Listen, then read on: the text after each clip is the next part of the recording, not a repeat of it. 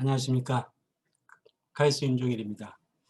오늘은 많은 사람들이 궁금해하는 사용 후 해결료를 10만 년 이상 관리해야 한다는데 사실인가요? 라는 주제로 이야기를 나누고자 합니다.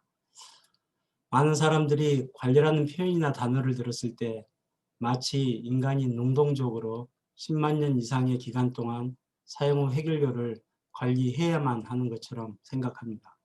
탈핵 환경단체들이 원자력을 공격하는 데 즐겨 쓰는 주장 중에 하나입니다. 당연히 10만 년 이상의 관리가 필요하지 않습니다. 이에 대해 과학적 근거를 가지고 궁금증을 해소해 보겠습니다. 우선 사용 후 해결료를 살펴보면 사용 후 해결료에는 플루토늄과 넵투늄 등의 긴 반감기를 가진 아주 무거운 초우라늄 방사능 핵종과 비교적 30년 이하의 짧은 반감기를 가지고 있는 핵분열 생성물로 구분할 수 있습니다. 그리고 핵분열 등 핵반응을 하지 못하고 그대로 남아있는 핵연료 물질은 우라늄이 약 95% 정도 차지합니다. 따라서 95% 우라늄은 자연 방사능 수준보다는 약간 높지만 거의 자연 방사능과 비슷한 수준이라고 보시면 됩니다. 세슘과 스트론튬 등의 핵분열 생성물들은 사용 후 해결료에서 발생하는 열의 약 70%를 차지합니다. 비교적 짧은 반감기를 가지고 있습니다. 이 때문에 이들 원소들은 고준위 방사능 핵종이 아닌 중저준위 방사능 핵종으로 생각하시면 됩니다. 처분 관점에서 보면 수백 년에서 수만 년의 아주 긴 반감기를 가지고 있고 오랜 기간 잔존하는 약 1% 정도의 무거운 원소들, 특히 플루토늄이 관심의 대상이고 오늘의 주제와 직접적으로 맞닿아 있습니다. 플루토늄의 사례를 통해 과연 10만 년 이상의 관리 기간이 필요한지를 살펴보도록 하겠습니다. 우선 사용 후 해결료 관리 방식에는 원전 내에서 일정 기간 안전하게 냉각하여 보관한 후 중간 저장을 하는 단계, 최종 처분을 하는 단계로 나눌 수 있습니다. 중간 저장은 단어에서 알 수 있듯이 중간 관리 단계이고 최종 단계가 아닙니다. 중간 저장을 하게 되면 발생열이 짧은 시간에 크게 줄어들어 처분장 부지 면적을 줄여주는 효과도 기대할 수 있지만 궁극적으로 중간 저장 시설이 필요한 이유는 최종 처분장이 없기 때문입니다. 전 세계적으로 핀란드가 최종 처분장을 건설하고 있고 최근 스웨덴도 처분장 건설 인허가를 획득하였습니다.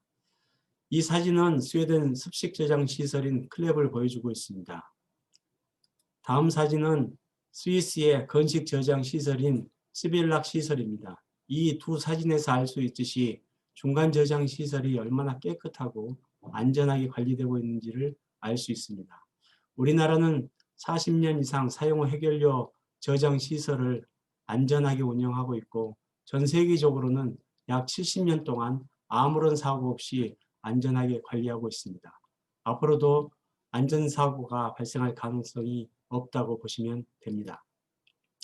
다만 사용 후 해결료 저장은 사람에 의한 능동적인 관리 시스템이기 때문에 수만 년 이상 시간 동안 인간이 지속적으로 관리한다는 것은 당연히 경제적이지 않고 사실상 불가능합니다.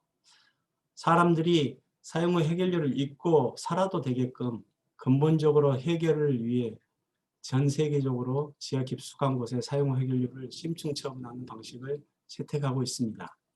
심층 처분의 최종 목표는 당연히 사용 후 해결료를 안전하게 그리고 안정적으로 경납하고 우리가 사는 생태계로부터 완벽하게 격리하는 데 있습니다.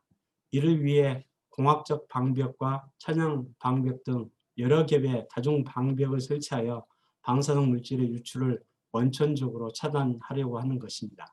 결국 인간에 의한 능동적 관리를 배제하고 다중의 방벽을 통해 처분장 스스로가 안전하게 관리되게끔 최적의 부지를 선정하고 다중의 안전 기능이 확보된 처분 시스템을 설계, 건설하는 것이 관건이랄 수 있겠습니다.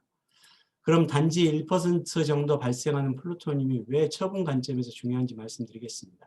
보시는 그림은 사용 후 해결료에 들어있는 방사성 핵종의 총량을 생물학적인 방사능 유해도로 변환하여 나타낸 것입니다.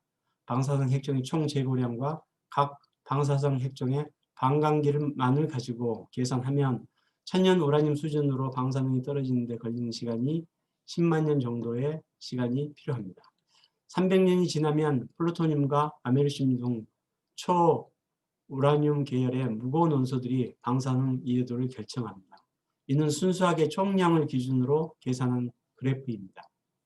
1% 플루토늄은 10,000 ppm이고 이를 물에 다 녹인다면 물 1리터당 10g의 질량이 됩니다.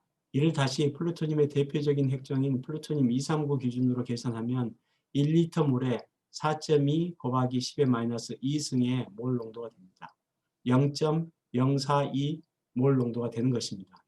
이 정도의 플루토늄이 물에 녹아서 우리가 마시는 물을 오염시킨다면 큰 문제가 됩니다. 일반적으로 우리가 마시는 음용수의 우라늄 안전 기준은 30 ppb로 몰 농도로 환산하면 1.3 곱하기 10의 마이너스 6승 정도가 됩니다. 사용 후 해결료 내 플루토늄 농도에 비해 약 3만 배 낮은 농도입니다. 그럼 방사능 핵종의 용해도, 즉 얼마나 지하수에 녹을 수 있는지 알아보겠습니다.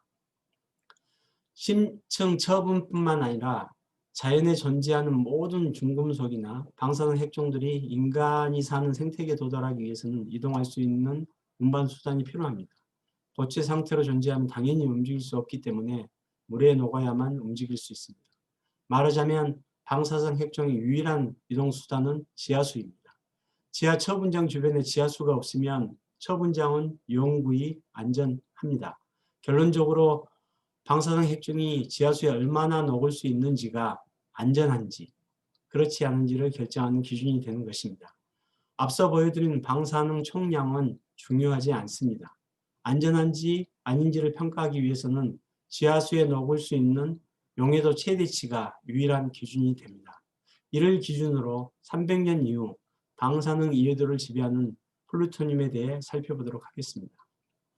앞서 말씀드린 사용 후 해결료 내 플루토늄이 모두 지하수에 녹을 경우 지하수 1리터당 4.2 곱하기 10의 마이너스 2승 몰 농도가 됩니다. 하지만 용해도는 지하수의 pH와 방사성 핵종의 산화수 등 다양한 조건에 따라 큰 차이를 보입니다. 일반적인 지하수 환경인 pH 8을 기준으로 플루토늄 산화수에 따른 용해도를 보시면 플루토늄 3가의 경우 10의 마이너스 7승, 4가의 경우 10의 마이너스 10승에서 마이너스 11승, 5가는 10의 마이너스 3승 정도입니다. 지표수와 달리 지하 500m 이하의 지하수에는 용해도를 증가시키는 산소가 없습니다. 말하자면 심지층에 존재하는 지하수는 플루토늄을 낮은 산화수로 유지시키는 환원 조건을 제공합니다. 우리가 지하 깊은 곳에 처분장을 건설하려고 하는 가장 큰 이유가 환원 환경이 제공되기 때문입니다. 이 환원 환경에서 플루토늄의 용해도를 앞서 보여드린 총 재고량과 간단하게 비교를 하면 다음의 결과를 알 수 있습니다. 지하수에 녹아나는 플루토늄의 방사능 이해도는 환원 환경에서 플루토늄 상가로 존재할 경우 총 재고량 기준과 비교했을 때 40만 배 이하로 줄어들고 4가 플루토늄으로 존재하면 1000만 배 이상으로 방사능 이해도가 줄어듭니다. 핵종 재고량만으로 관리 기간이 10만 년 이상이라고 말하는 것은 과학적이지 않고 당연히 타당하지 않음을 확인할 수 있습니다. 우리가 사용 후 해결료를 심지층에 처분하는 목적은 인간에 의한 능동적 관리를 하지 않으려고 하는 것입니다. 이런 과학적 근거를 기반으로 세계 모든 나라는 처분장의 장기 안전성을 평가하고 있습니다. 그 결과 또한 앞서 보여드린 아주 간단한 계산 결과와 부합한다는 것을 확인할 수 있습니다. 여기 보여드리는 연구 결과는 우리나라 사례와 현재 최종 처분장을 건설하고 있는 핀란드 사례입니다. 안전 목표 대비 수만 배에서 수백만 배 방사능 이해도가 낮다는 것을 알 수 있습니다. 결론적으로 처분장의 능동적인 관리가 필요한 기간은 단지 처분장을 운영하는 기간과 처분장을 폐쇄한 후 규제기관이 요구하는 일정 기간 외에는 관리가 필요하지 않습니다. 정리하자면 사용 후 해결료는 10만 년 이상의 관리가 필요 없다라고 말씀드릴 수 있습니다. 이상으로 강연을 마치겠습니다. 고맙습니다.